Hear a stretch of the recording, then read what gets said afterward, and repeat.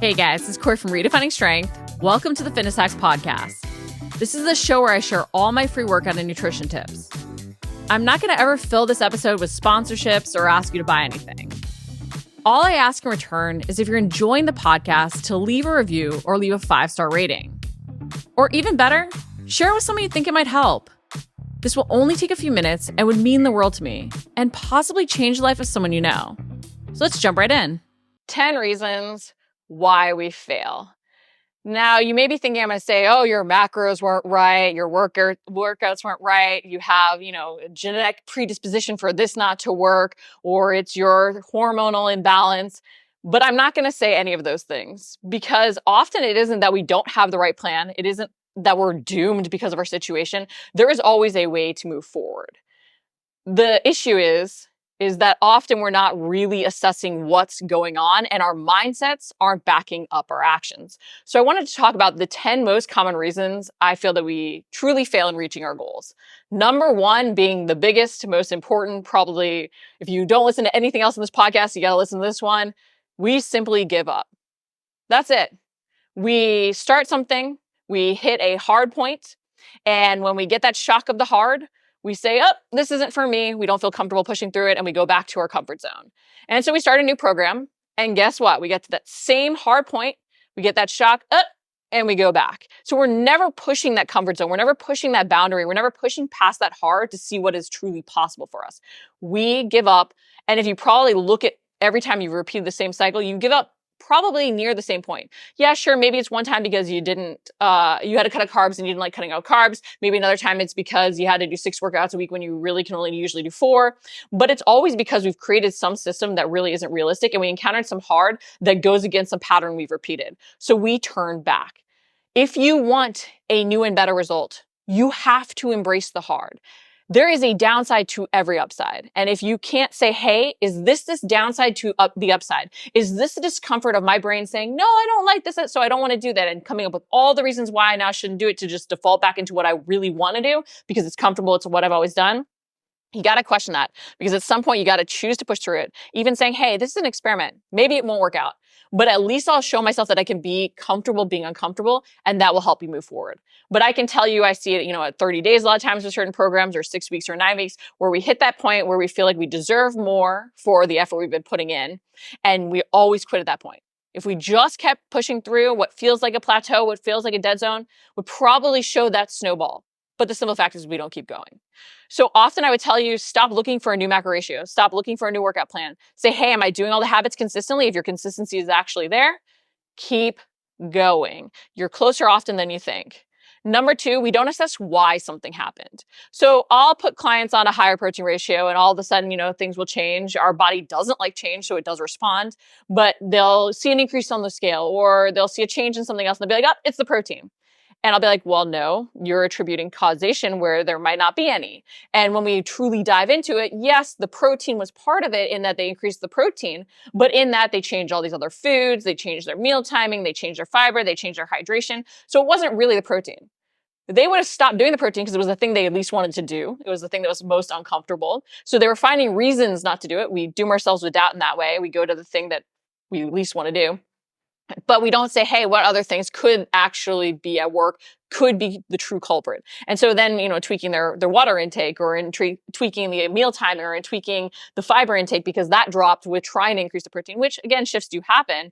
Then the still high protein ratio, if they maintain that, they would see results. So we have to really ask yourself, why is something happening? Why am I feeling this way? Why might I be seeing the result? And I even bring this up because effort doesn't equal outcome. And a lot of times what feels like a lot of effort is just something very different, something very against what we want to do or what we've always done. And so in, even just tracking what we're currently doing, that can feel like a lot of effort because tracking alone is hard. But if we're tracking what we're currently doing, even though it feels like we're giving a lot of effort, we haven't made one change right there. We're just assessing right now our current lifestyle. Yes, sometimes in tracking, we're holding ourselves more accountable. So we will see changes snowball because we're becoming more aware, so we're making changes. But a lot of times we're doing a new habit, but not truly making a change with that new habit. And it's hard to do that new habit and even bring those unconscious habits we've been currently repeating to light to try and start to break them. But that effort isn't true changes that lead to a true outcome. So we have to assess, okay, why am I feeling like I deserve more? Why is this feeling like so much effort? Am I actually making the change? And then from there, we can build off of it. And sometimes the effort doesn't fully feel worth it, so we have to change how we're approaching those habit changes. But we need to assess why to get to the heart of the change we actually need to make, or what may be going on that may not be working. Sometimes even assessing, hey, is it really that I think I'm being better than I am? Are there deviations I'm not owning? Because while we think of that as like, oh, I am doing it. Oh, see, opportunity maybe in the fact that you're not doing it as perfectly as you could be, or there is room for improvement. I mean, that growth is so key, but assess why something truly happened. Don't just write something off as not working before you really dive in, because that can make us throw out habits that we really need or that would really work for us. Number 3, we only judge success based on one outcome. I know you want to lose weight. I know you want to gain muscle. I know you want to PR in that race. But a lot of times we have to see success in other ways in order to keep at the habits that will earn us that outcome. So if we, see how much further we have to go to our goal, like, oh no, like I have this much further to increase my time or improve my time for that race, or oh no, I haven't gained this much muscle, I have so much further to go. We ignore all the progress we've truly already made. But we also sabotage ourselves from doing the habits that we need to keep moving forward towards that goal, just because we're not getting there fast enough. But inch by inch, we're still moving forward. So we have to find other ways to measure success to make us keep wanting to do the habits. It's actually an interesting example, and this came up in a conversation with Michelle, but a client was like, well, I'm not losing weight as fast as I'd like. I'm not losing weight right now. She had hit a plateau and we were starting to focus more on quality food, so adding in those fruits and vegetables. And she's like, I don't even know why I'm making the effort to add in the fruits and vegetables. And it was sort of an eye-opening thing because, yeah, you haven't seen the result necessarily pay off yet in weight loss, but this is improving your health, you're sleeping better, your energy is better, you're feeling more full and satisfied. All these other things were happening that she was ignoring. So we have to realize that in order to keep ourselves doing the habits that we often need to do past the point we want to quit, we have to measure success in other ways. We have to track our numbers in our workouts to see the improvements. We have to assess, am I feeling more energized? Am I sleeping better? How am I feeling? Or is my skin looking clear? Like, what are the other things that could be a payoff from the habits that I'm doing? Because the more ways we measure success, the more ways we have to be successful, the more we're going to embrace the process, because habit changes aren't always fun. Process isn't always fun, but we have to find ways to enjoy the journey. And that's often in seeing success in other ways. Number 4, we never start at the wrong time. This is a very unpopular one, but I think it is truly the secret to success. I can't tell you how many times over the last few years I've really embraced being like, I don't want to do this right now. Okay, so I'm going to do this right now. And in doing that, a lot of times I make sustainable habit changes. I see results snowball more because there are going to be points where motivation is higher, where things are working for us so that we can do things optimally based on some ideal that we have, or, go full steam ahead, implementing more changes at once because we don't have other life priorities getting in the way. But in order to capitalize on those times even better, we have to learn to move forward during the times that aren't as ideal.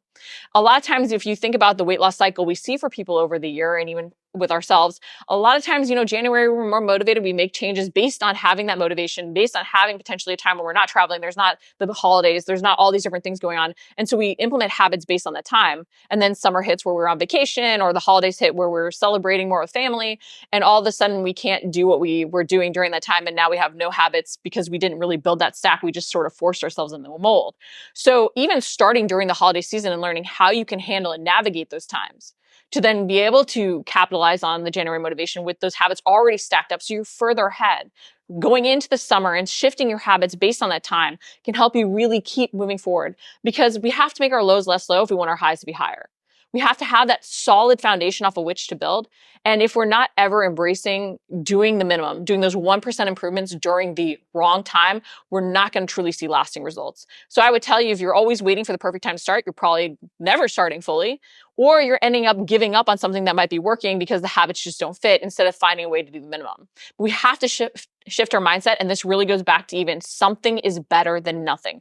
A 1% improvement over the holiday season this year is going to make a difference. It's not a 1% improvement over what you did in January in the holiday season. It's a 1% improvement on the holiday season from the holiday season last year. We have to measure times based on that same time and the habits and priorities that mattered at that time. Number 5, we never embrace the new us. When you are reaching a new goal, you are becoming a new person. You are implementing new habits. You are building a new lifestyle. This is not a bad thing. We act as if, oh, you've changed. And we see this as a bad thing, but all growing up, we were constantly changing. And honestly, every single day you're alive, you're constantly changing. Don't you just want to control the direction of that change? I do. And so that's why I always think, okay, with this, I'm stepping into a new identity. It's all goes back to the act as if instead of faking it till you make it. Because if you're just faking it till you make it, you're implementing habits potentially they don't really believe in. They don't really feel like will become part of your lifestyle. And then the second you get into that same situation, and you're going to default back into handling it the way you've always handled it. And I'm not saying that we don't want to go out and, celebrate girls' night like we've always done, but finding our new balance, understanding how that impacts our new lifestyle and the goals we want to achieve is really key. And I've had clients even say, hey, I really sat down and said, I usually have this croissant when I go out to this one place.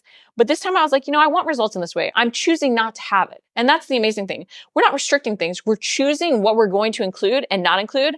And we can make a different choice at a different point. But it's also realizing, is this really part of who I am and what I want? Do I really get enjoyment, or have I gotten enjoyment in the past out of this because I didn't have the other things I now have? So it's assessing what truly makes me happy now, realizing there's always going to be the pull back to who and what we were. We can feel it, even today. You can think about things from your childhood, patterns that you repeated, holidays you celebrate in specific ways that you're drawn to. There's always that pull back to the old us. But a lot of times we have to say, hey, how does this fit into the new lifestyle I'm building? I don't think we consider that enough, about thinking about us as a new us with these things, and not in a bad way. We're changing to be our best selves. That's what we're always seeking to have, is growth. Number 6, we try to force one standard all the time. And this goes back to never starting at the right or at the wrong time and always waiting for the right time to start. But your life is going to ebb and flow. Your motivation is going to ebb and flow. Your priorities are going to shift. And the more we own these things, the more we can plan around them. But the more we try and force one mold onto ourselves the entire time, the more we're going to feel like we're trying to fit a square peg into a round hole. Because what you do in January through the season where you're maybe not traveling as much, or it's colder and so you're not wanting to go out and party, at least maybe that's me. But during, January, February, March, I'm like, all right, I'm a little bit more motivated to dial things in. I'm going to do it. But in the summer, I want, the chips and guac. I want to go out for that margarita a little bit more frequently. So my habits are different. During the holidays, I know my habits are going to be different. I even know that I have to approach things in different ways. I can maybe get away with not tracking quite as rigidly during the summer and doing more protein minimums, calorie caps. But during the holiday seasons, I use that as an excuse to not see what I'm doing and then eat a whole heck of a lot of things that sabotage my results and make me feel like I'm starting over. So I don't like that. So I know I have to have a different habit then, even though I'm not doing the same habits I'm doing during January. So the more we can meet ourselves where we're at and realize that our priorities will shift, and if we get busy at work, maybe we have to go back to 3 workouts a week, the more we can make ourselves feel successful, the more we can meet ourselves where we're at, and the more we're going to see that growth through those 1% improvements. And then you might be surprised by how much your habits ultimately even out over the year because of taking this approach. And you're not always relying on motivation, but you've built that discipline through doing those minimums. But just realize you can't force one standard all the time. You're going to feel unmotivated at points. Steer into it, but do something because you're steering into it over trying to force something that ultimately makes you feel burnt out so you don't do anything. Number 7, we fall prey to believing we deserve more. You don't deserve anything.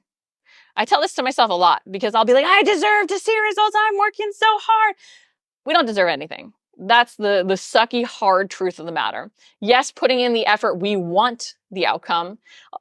Putting in the effort in the daily habits does build the outcome generally, but exactly how that outcome looks, we can't fully control. We can't control some things that come up in our life, but we can see those things as opportunity or obstacle. And so often, if we sabotage ourselves by just saying, I deserve more and letting that feeling get in the way, we won't take that step back to assess, hey, where maybe am I not putting in as much work? Or where am I saying this feels like a lot of effort, but I'm not truly making changes? How can I break things down to make it feel less like I'm putting in so much effort to not see the results I deserve? So how can we make that pain a little bit less so that it feels like, the outcome we're getting is worth the effort we're putting in? Or how can I just say, suck it up, buttercup, and keep pushing through? Because I think this is where we often encounter the hard. I deserve results. I'm pushing into this hard thing I don't want to be doing instead of saying, hey, that is what success is, struggle. And I am hitting that point where I want to quit. And I know if I push through that hard, I'm going to feel so much better. Because sometimes just even saying that, stepping back and pushing through, we're like, I feel so good. I mean, think about that workout you don't want to do. When you make yourself do it, a lot of times you're like, yeah, you feel even better for having done something you didn't want to do. So I think we have to recognize that feeling like we deserve more often comes just because we are putting in a lot of effort. We're doing it on days we don't want to do it. But those are the days that really make or break us. And those are the days we need to push through even more. So if you're starting to feel like, hey, I deserve more, take that step back, assess why, see what you can do to potentially steer into the skid if things are too much right now. But also just even say, hey, I am going to tell myself to suck it up, buttercup, push through the hard, and I'm going to feel even better for it. Number 8, we don't pause to appreciate how far we've come. I am incredibly guilty of this. I'm like, but I want to go over there. And I'm like, oh, I accomplished that. Check. Okay, now what's the next thing? If we don't pause to appreciate how far we've come, though, we can get very discouraged by how far we often have to go. And really, life is a never-ending journey of improvements. When you reach one goal, you're probably going to set another one. And in setting one, potentially other habits are going to slide, and then you're going to be like, oh, well, now I want to work more towards this goal. So you might say, oh, I got a little leaner. Okay, now I want to add a little bit muscle. Okay, now I want to get a little bit leaner. Okay, now I want to add a little bit muscle. Okay, now I'm going to just see what I can get away with while maintaining my goal. But there's always some focus, something we want more out of. And I think being okay with that is key, but that's also where we have to pause to appreciate all the changes we've made at times. We have to reflect on how good we truly have it. You're not going to be happy all the time. Happy is a fleeting emotion. A lot of times we're sort of just existing. As negative as that sounds, it's not meant to be negative, but you're just existing.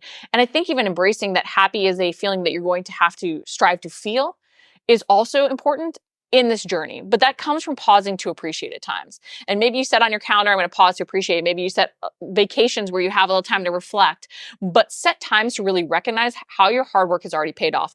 All the changes you made. Heck, even celebrate the strength that you have now in what you've overcome and how much more comfortable being uncomfortable in certain ways you are. Those are all wins. Those have all made you grow in some way as a person and improve this life that you have and this journey that you're on. But pause to appreciate how far you've come, not just always staying focused on what's ahead of you. And then number 9, we ignore 1% deviations. Things add up more than we realize. All of a sudden, we've sort of reached our goals and we're like, okay, well, I don't have to track as strictly. And that little snack that we grab as we're going past the cabinet, that handful of nuts, we don't log. And then one handful of nuts becomes a little extra sauce here or a bigger portion, or, it's 32, 33 grams versus 30. And while all these things are small, they start to add up and they start to lead to a mental slide. Oh, well, I skipped one workout, so who cares about, being perfect with my macros today? And while it might seem small, and it is small if we catch it, those little deviations can quickly lead us off course. I think it's the airplane going from JFK to Japan can end up in the ocean if it's 1 degree off when it takes off. Don't quote me on that one. I had some debate about this analogy at some point, but I think that's the analogy. But basically, we can end up completely off course through those 1% deviations that do snowball. So sometimes if you feel like you're losing progress or the results aren't adding up the way you want, look at where there's areas for growth in the current systems you're doing. It's a lot easier to tweak than to freak out and go find something new and try and implement that and all the changes that will come with that new system. So think about, how can I use what I'm already doing and make it even better? Use it to its fullest. Get that little bit extra out of it before I have to go make a dramatic change. And if you're saying, hey, there really is nothing to adjust, that's where you try and make the 1% improvement off of that even. Slightly switching macro breakdowns, slightly adjusting workout progressions, changing up a move. But the smaller the change, the better. But don't ignore those 1% deviations. Or if you're starting to feel like nothing's working, assess if there were 1% deviations that you just have ignored that are snowballing. And last but not least, number 10, we think we're beyond the basics. The more advanced you are, the more you need to return to the basics. I think a lot of times the more we know, the more we think, okay, there's got to be something else. Or we search for something advanced, or we search for some aha moment. And ultimately, there really isn't any. The longer I've been in this, the more I realize that everything goes back to the basics and tweaks to them to match what we need right now.